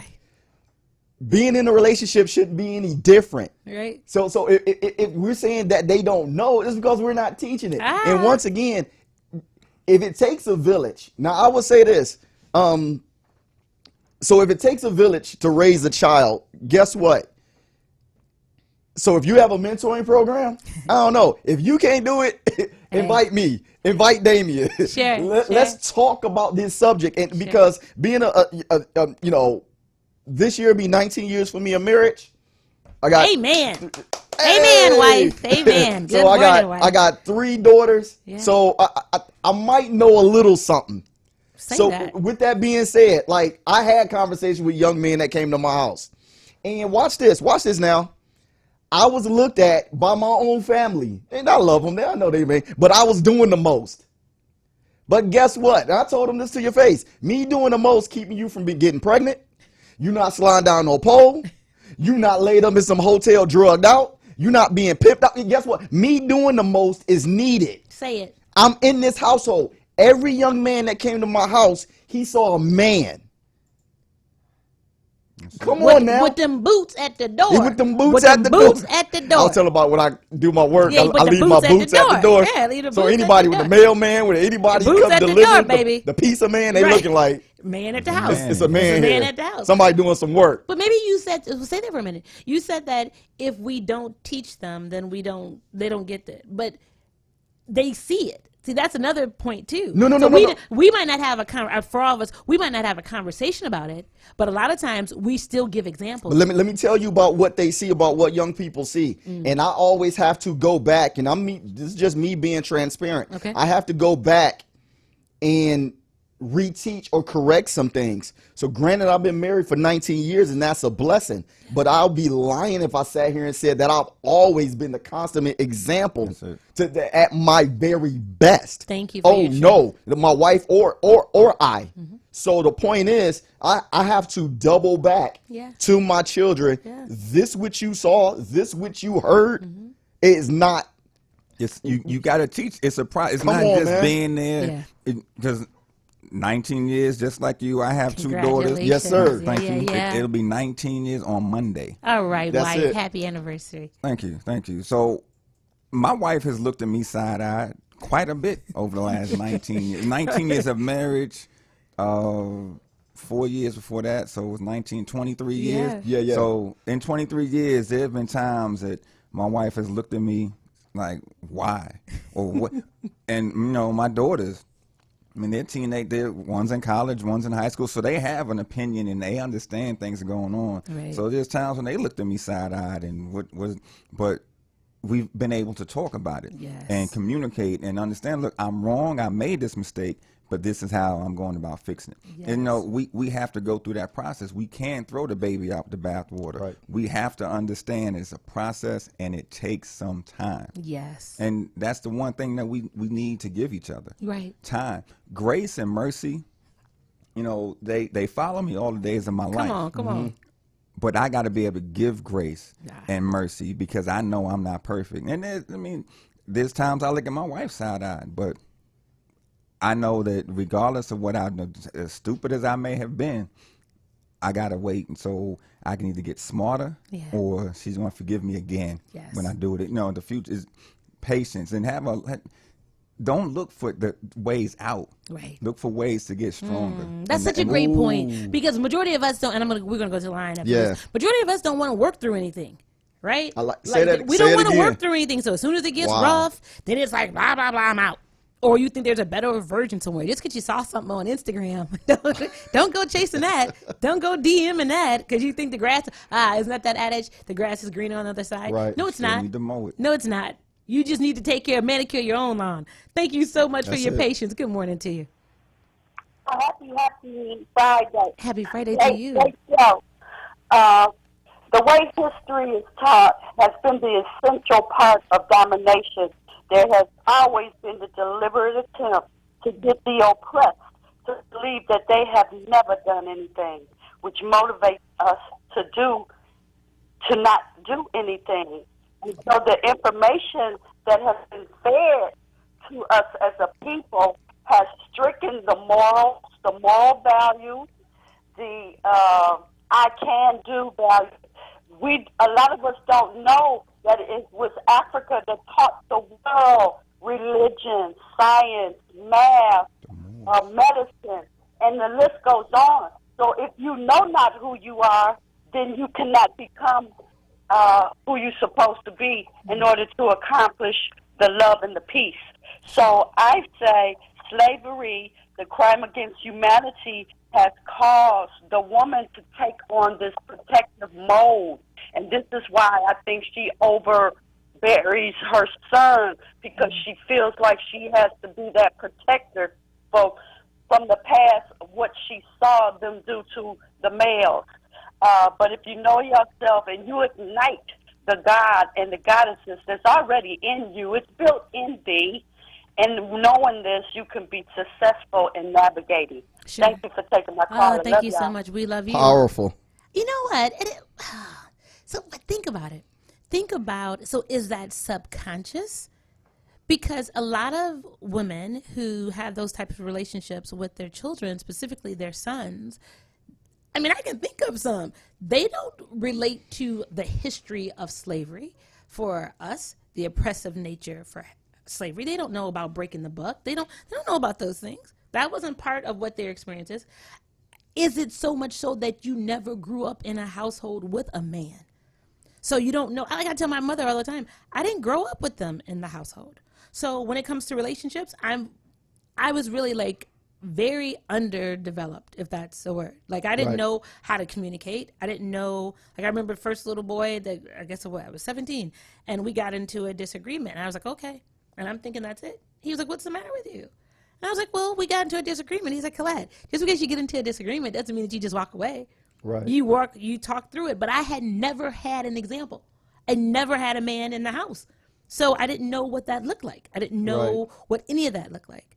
So I just wonder, just specifically with women and their sons, if we never had a man around, is that how that energy comes? And you can think about men whose mothers now still take care. They still take care of their mothers. And a lot of the wives might have a problem with it because the men are so close to their mothers. And they say, oh, the mother treats them like that's her husband. Well, they do.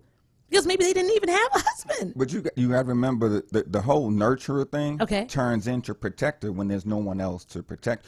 When all I have is me, I can't rely on anybody else to do what needs to get done. So I have to teach you how to be, a woman raising a man teaches that boy everything she knows. Okay. Now, everything that she knows does not mix with everything that's in that boy. Right.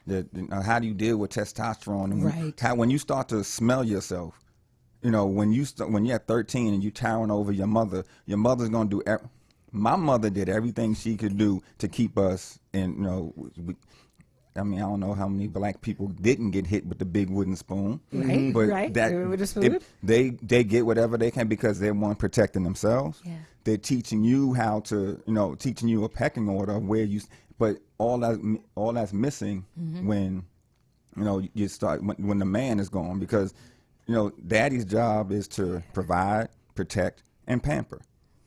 When those three things are missing, mommy has to do it all. Yeah. Then it just. There's a missing link. You go through life with a limp. Yeah. Everything is not balanced. With a limp. You Nice. That's a great. Stay there. I need you to say that again. You go through life. You go through life with a limp. Because something is missing. You limp because something. The balance is not there on both legs, right? So that balance is off, and that relationship creates that balance. Yes. But when the parents don't have a strong relationship or don't know how to develop a strong relationship, something's missing. Yeah. And you go through life with a limp. Yeah. That is it. Like, that was really good. Like, you should write it. That should be the title of a book. I mean, because it's so. Got to. Yeah. I mean, seriously. Got to. And when you think about all of your experiences, so true. So true. And we have a consciousness that we're having this conversation, but so many people aren't even enlightened to what they didn't have. In order to try to say, this is how I need to address it. Yeah. This is what it looks like. And so if a man isn't in a household, what does that look like? So as adults, you're so focused on, and I would just implore everyone out there, especially if you have children, whatever the dynamic is with the spouse, and I'm not just putting the ownership on the dad, and women as well. I mean, I'm a woman. But you got to do better. We have to do better for the children. Like whatever, all this stuff, I mean, to your point of being truthful, Rock, about the experiences that your children could have heard or seen. I had those. I remember, throughout the 10 years of my dad was trying to get my mother back and would come and, address these men. And we would be in the car. He's like, I'm going to bring the children so that they can see what's going on. We were like, now looking back, I'm like, what were we doing in the car? Like, what, like those are things that you said. But adults get so caught up in their stuff. That they don't realize the impact of the children. Now, to your point, and also to your bigger point of, going through life with the limp. Yeah. All of us obtain a limp in various ways. Right. So you can have a father in the house and there are things that are dysfunctional, and you cannot have a father that's in the house and things are dysfunctional. You can be raised by step parents, you can be raised by grandparents, it's a number of factors that can give you that limp. Yeah. And I think the biggest thing, to your point of what do we do to address these things? Yeah. So I know for me personally in my life, which we just said that, I know for me, I've always said the proverbial limp. I came out with it. I had no choice. It was just part of my upbringing. I didn't have my biological mom. I didn't have my biological dad. I had a step grandmother and I had my biological grandfather. That's just right. I was born into a limp. Right. And it was nobody was trying to really fix the limp. It was just keep him going and he got the limp. Right. And I realized as I went on, I was the first to say it about myself. Everybody that I probably encountered, and this just isn't, I'm not trying to give a woe is me, but I'm painting a picture of what we're really dealing with. Yeah. What we're dealing with is people like me that was in their teens, 20s, 30s, that didn't know how to function, didn't know how to operate, got into relationships, but really didn't know. As I got older, when I got married, then I realized it's so much bigger than me. Okay, so now I'm getting ready to do my best to heal the limp. So if I have a wife, I'm having children, regardless of whatever I go through, the bigger picture is to keep the union together. Yes. I know people I can do all bad all by myself. Like movies like that was just so horrible. Right. And I'm not trying to call, but we gotta be honest. Like as you said with the social media, how things aren't real. They're full of filters and full of perfect pictures and all this kind of liposuction from Mexico and all this kind of stuff. Right. Like posing by somebody else's car that ain't yours. All that fake stuff. We gotta stop with that. And that's the same with our life coming up. Let's stop acting as if we didn't have issues. Go through the pain of keeping a union together. Yes. Because not only is it going to be good for you, it's going to be, because I'm a prime example, you're a prime example, you're an example of it. My children are in a better place because I didn't let my pride or I didn't let my feelings get hurt by my wife and just said, I'm out of here. Right. My children are so much in a better place. Watch this. Not just only my children, my wife's in a better place. I know it. And you're in a better place. I'm in a better, right. Yes. So holistically, watch Yes. this. I'm going to take it a step further. Black people are in a better place. Yes. So black children who see me and my family, I know I'm not boasting. I'm just calling it a fact. You've seen it. You've seen the look. Let kids come over your house who don't have the dynamic that you have in your house. They looking at your children like y'all got it together. Yes.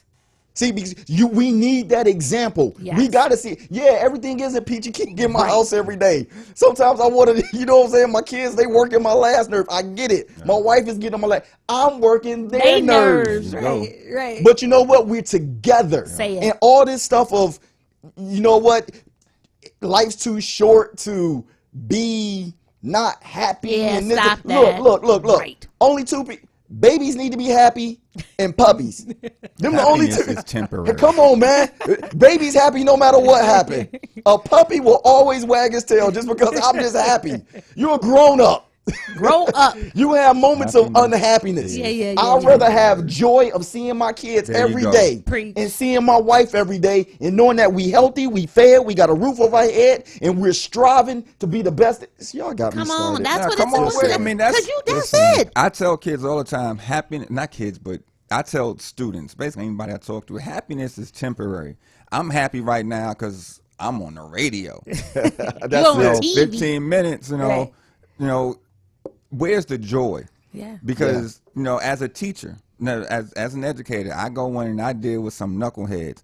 And I'm not happy to I'm not happy to have to talk to you like this. Right. But I find joy in the process of being here in this building with you, because joy is what gets you out the bed. Happiness is a good feeling. You can sleep well, but joy is what gets you up to, go do the next thing. Yeah.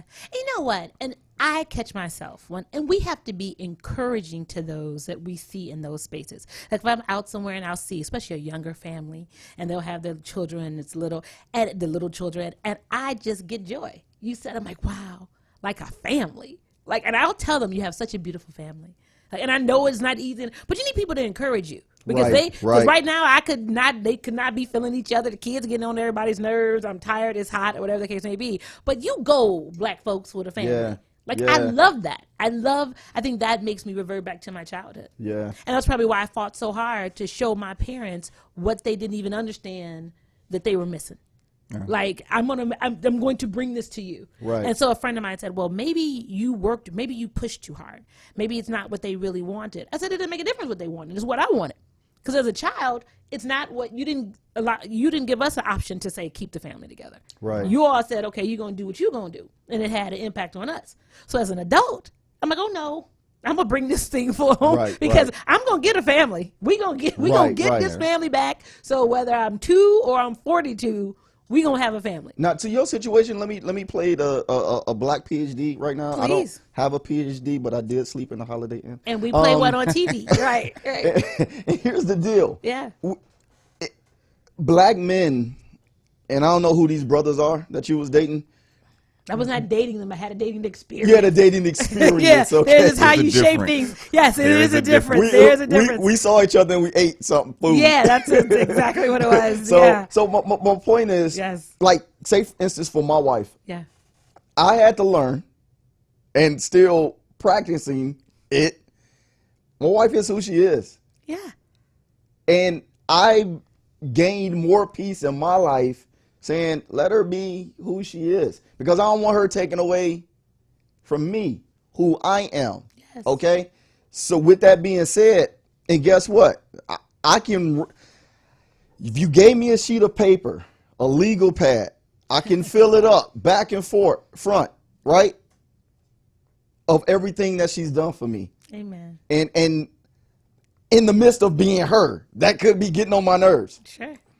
But how she's still taking care of me. Yeah. I can fill it up. Yeah. These men, brothers, we got to see that in whoever it is that that they're trying to obtain. So if they're trying to obtain companionship, you know, far as dating and you know, into being engaged, into marriage, look at what you got, man. Because at this point, and what I mean by look at what you got is look at the positives. Look at what is really being brought far as value. Yeah. Okay? Yeah. The intangibles is something else, boy. All those things, the surface stuff, brother, man, you can have a car right now. And if you're looking for somebody who, a car can break down, but if you got a woman with a strong will, that's not going to let you go hungry. That's not going to let you soak when you have a bad day.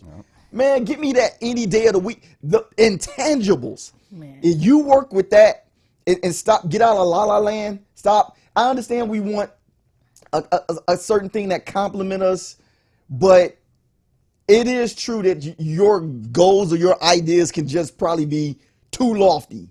You can't even, as you said a little bit earlier, you can't even live up to the lofty goals that you're setting. Right. So once again, the value, somebody of your ilk, your build, far as mentally, spiritually, look, it comes with the package. That's what it is. If you want submissive, go to a third world country and go find somebody who hasn't been taught anything. Hey. But Wait, somebody say that they don't have to go to the third world. They get it right here, right in the D. They get it all day long, right in the D. They don't have to go nowhere. Be careful what you wish for. They don't, be careful what you wish for. Hey. So all I'm saying to you is,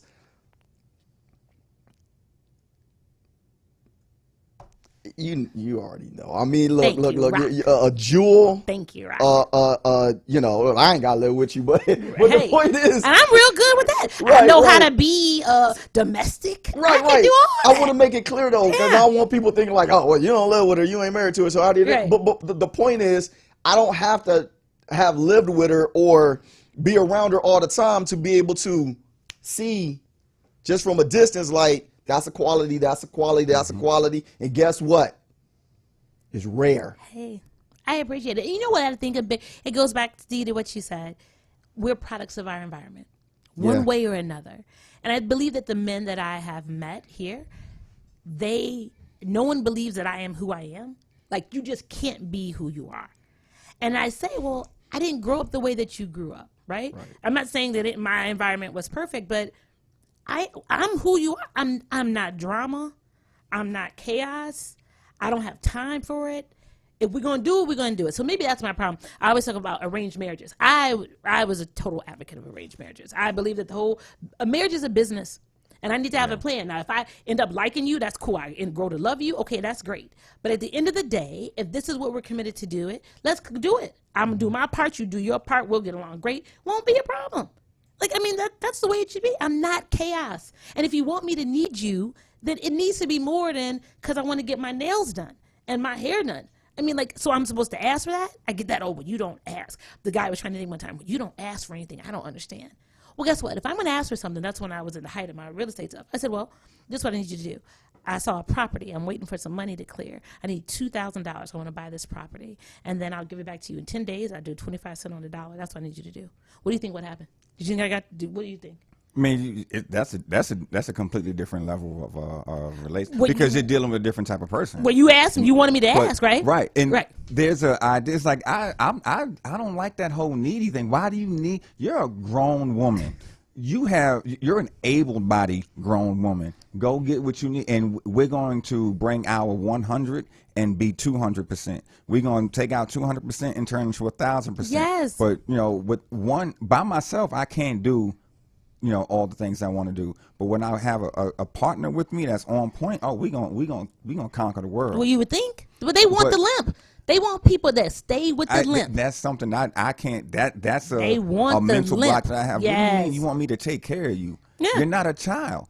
Now, if I'm taking care of you, that means I tell you what I need you to do when I need you to do it, and you're gonna do it. Say it. But don't give them. Now, if you're out here making your own money, doing your own thing, we need to meet in the middle so we can go to the top. Yes. Because we not going to the top if I got to take it all to the left. Yes. We're not going to the top if you got to take it all to the right. We got to meet in the middle Yes. and go. So that whole take care of me and ask permission. Go get your nails done. Go. We have food. We got a roof. We got a car. You can drive your car to the nails, and I don't have to take you. Go do your thing. Come back. Be pretty. We gonna show you all. I mean, say what you want to say, but that whole asking. Yeah, because it's control. My wife would come to me and ask, can I go get my nails done? My daughter asked me that question, but she's 15 years old. Yeah. My wife, y'all go together. Yeah.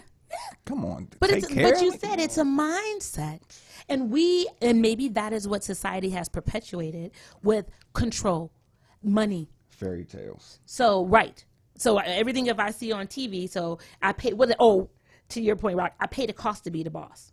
Okay, well, pay the cost.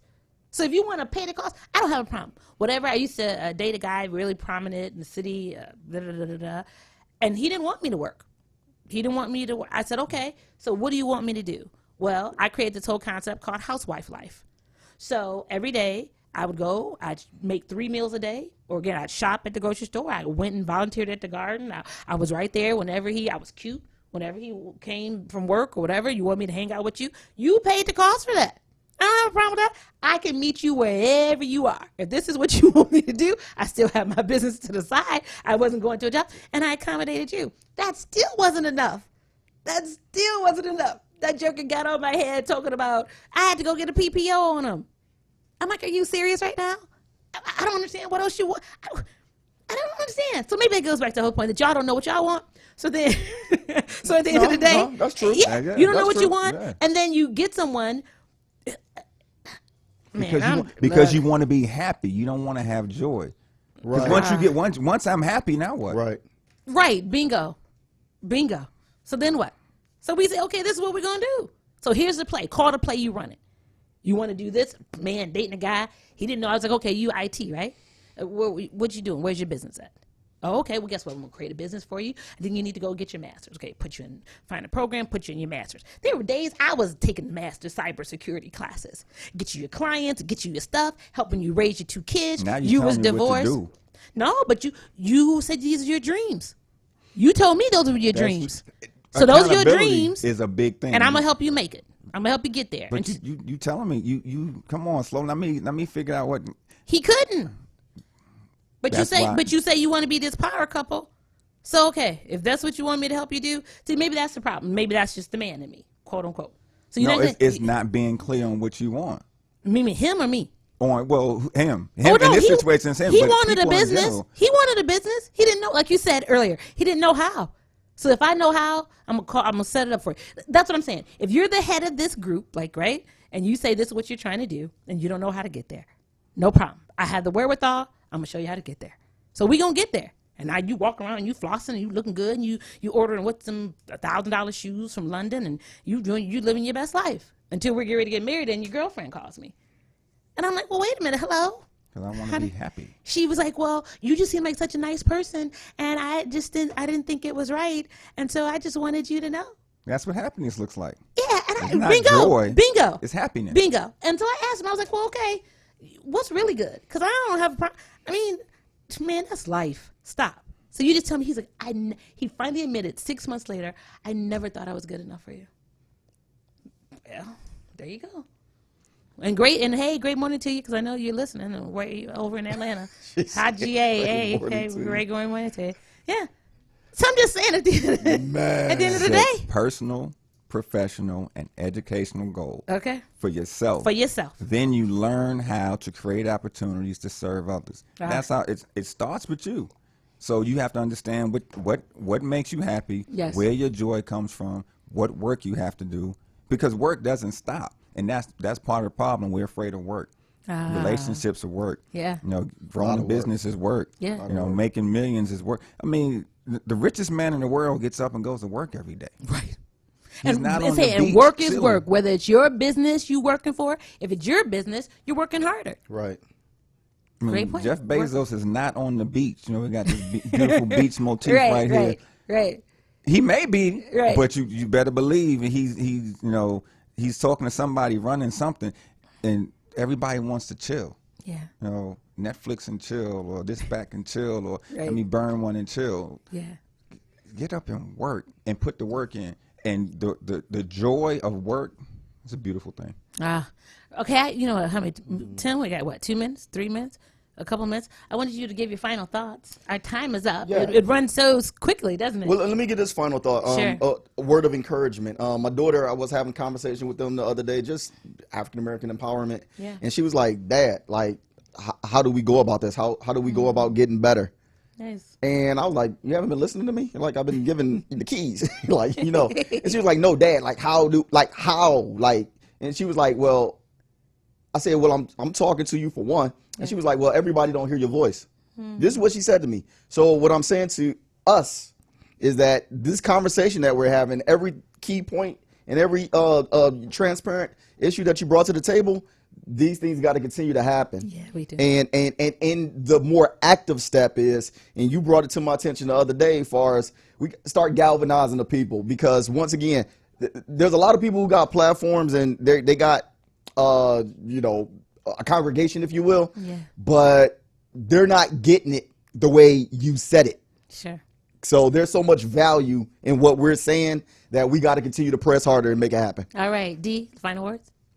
Final words, I just want to thank Colette and Rock for the coffee. I don't know if it's a sponsor or not, so I appreciate the coffee and conversation. It's been great. I look forward to doing it again. Everyone, our time's up. Make sure you follow Speak Rock on Speak IG. Rock at gmail.com. Speak Rock on IG and Facebook. Okay, D, how can they follow you? Damian L. Butler on all platforms. On all platforms. Everyone, our time's up. Callers, I see. I'm so sorry we're not able to bring you in. We'll have more conversations like these. I pray that your time has been valuable, if you have deemed it so, that you've been educated, enlightened, and empowered. Make your moments matter. Make today amazing. Look forward to seeing you bright and early next Wednesday for Cannabis, discussing the business of cannabis right here on TV 33 and Comcast 90. See you then.